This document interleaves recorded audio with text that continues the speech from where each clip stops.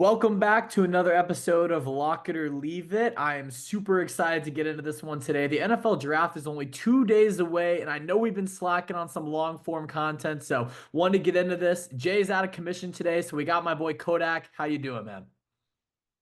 Feeling great. Very excited for this draft. There's some spots that I think may have already been decided that I'm sure we'll get into in a little bit. So there's some interesting dilemmas coming up. Yeah, I mean, you sent me a text about it this morning. Let's go ahead and get right into it. It looks like Cam Ward will be the first overall pick to Tennessee. I mean, I'm not sold that he's a franchise quarterback right away, but it looks like it is a done deal that he is going to Tennessee. Hard Rock officially took his odds off the website today, so Vegas always knows what's up. That's a pretty clear indicator. Let's move on. Cleveland on the clock, number two. You got to think they're not going quarterback here. So it's an Abdul Carter or a Travis Hunter situation. Ack, if you're Cleveland, what are you doing here? I think it's Travis Hunter. I think it's the obvious choice. Now, is he a corner or is he a receiver in the NFL? I think it's the own question. But I think at either of those positions, I think he's the number two pick, especially if you even, it would be optimal to be able to get him to play both ways. I'm not sure that's realistic, but I think they're going to give him a shot to do it. So I take him at number two. Yeah, I agree with you. I think they are going to go Travis Hunter, and he's made it obviously very clear that he intends to play both ways. So we'll see what that looks like. There's no way you can play every snap going both ways because you're going to end up guarding the other team's number four wide receiver, and that coach is going to send you on go routes every single possession. And then you're going to have Justin Jefferson on the other side. So moving it on, New York Giants on the clock, number three. Another interesting spot here. Some people think they're going to go QB. Obviously, if Travis Hunter does go to, Abdul Carter is still sitting there. What would you do, Ack? I think I go Abdul Carter. The Giants don't seem to be sold on Shador, so I think they're out on him for now. They have not a ton of QB depth, but they have a little bit that they've picked up in the offseason. So I think they're going to go Carter over Shador or another quarterback like Jackson Dart, who had been rumored to be connected to New York as well early in the process. Yeah, I think the pick here is Abdul Carter. Could be Travis Hunter if the Browns, excuse me, do go Abdul Carter. I think they're going to go defense here. Abdul Carter on that defensive line. New York has already got a pretty stacked position group there, so it could be a terrifying for those other quarterbacks that going against them. But moving on, number four, New England Patriots. You gotta be disappointed if you're New England at this point. You know they have their eyes on Travis Hunter. It doesn't look like he's going to fall that far. So what do you think New England's going to do at number four? I think they're going to go offensive line help to help out Drake May. Go Will Campbell, number four, offensive tackle out of LSU. He's a very highly coveted player. You haven't heard as much about him because of so much buzz around the QBs and the Heisman winner Hunter and Abdul Carter. So I think he's a very good player, and I think the he'll go number four, and I think he'll have a great career. Yeah, I also have Will Campbell going to the Patriots here. Gotta ask though, are you at least a little bit concerned about that wingspan length? Obviously, you know he has shorter arms. There's some talk about him moving inside to guard. What do you think about that?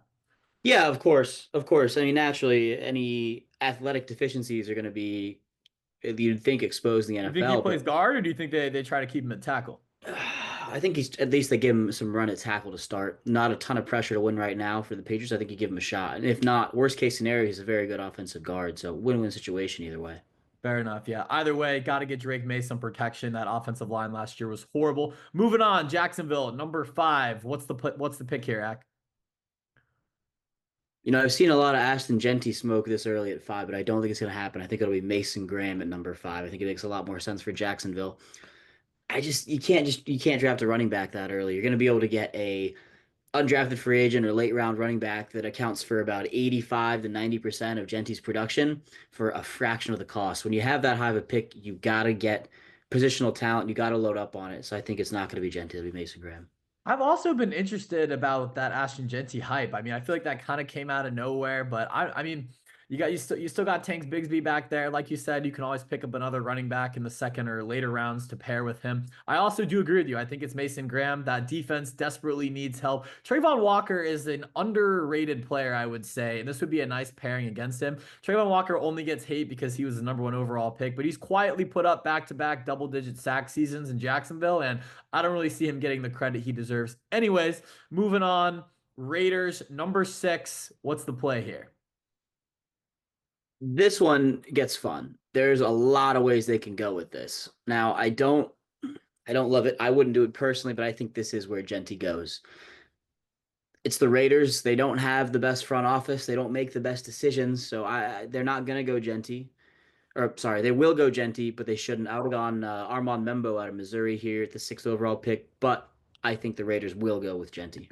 I'm with you once again. You can't walk into the year with Raheem Mostert as your RB1. That's just not going to work out. His legs don't have it in him anymore. Ashton Jeanty looks like he could be that sort of three down back that they desperately needed last year. So I agree with you. I think Ashton Jeanty's there. We'll see what that backfield looks like with Geno Smith. But moving on, Jets number 7. What are you doing here, Ak?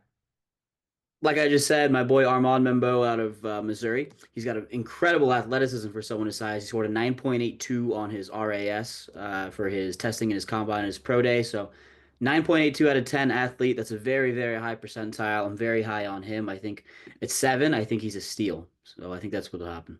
I also think it's Membu at 7, but I sort of disagree with you. I don't think it is a steal. I wouldn't go that far. I think he's a great prospect 100%, but he's really rough. He definitely has some work to do to really reach that ceiling.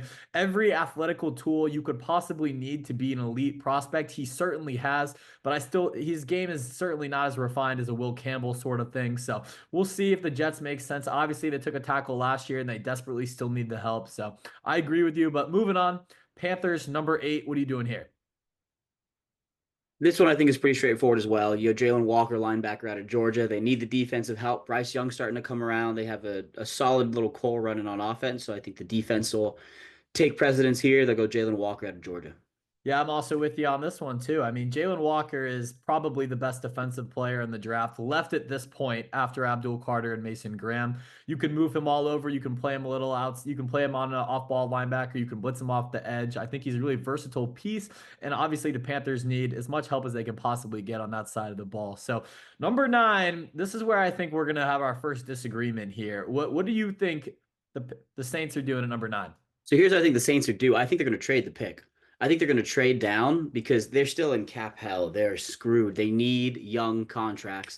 I think they trade down, get a plethora of a little bit later round draft picks for such a high first round pick and try to get more bites at the apple, take more shots at it as opposed to one and done early on. That's an interesting pick. For me, I do think we could see Shador Sanders fall here, and it's almost for the same reason you think. I mean, like you said, they need those cheap quarterback contracts. You know how big of an advantage it is to have your QB on a rookie deal. So I think they're going to take a shot here at 9. Could be Dart too. I've definitely seen a lot of buzz, even though I would be surprised if Sanders is still on the board before, or excuse me, if Dart goes before Sanders, but still. Moving on, my team, Chicago Bears, number 10. Please, please, please do not let Ashton Jeanty end up as a Chicago Bear. I will be sick to my stomach if he goes in the first round, especially, or obviously he goes in the first round, but if he goes to the Bears at number 10, I will be sick to my stomach. What do you think Chicago does here at 10? I think you go with Kelvin Banks, offensive lineman out of Texas. You got to protect Caleb Williams, number 1 overall pick last year. He had some moments in his rookie year where he was good. He had some where he was bad, but I think any offensive line help you can get him to really try to give him the best chance to develop is what you got to do if you're Chicago. See, I agree with you on paper, but I'm gonna go a different direction, and I don't think be only because they have 2 second-round picks.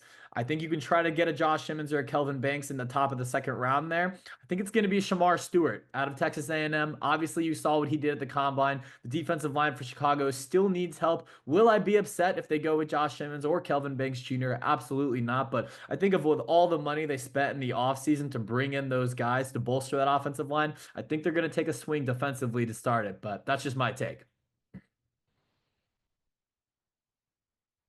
You're on mute, buddy. Yeah, and someone we didn't talk about as much either is McMillan, the receiver out of Arizona. He's got a good shot to go to any of these teams after the first 2 or 3 picks, so be on the lookout for him as well. Yeah. We hopefully will get up another one tomorrow before with 10 through 20 before we get the NFL draft going. But thank you all for locking in with TikTok, and Instagram is making some good progress there as well. Always appreciate you guys, and see you the next one.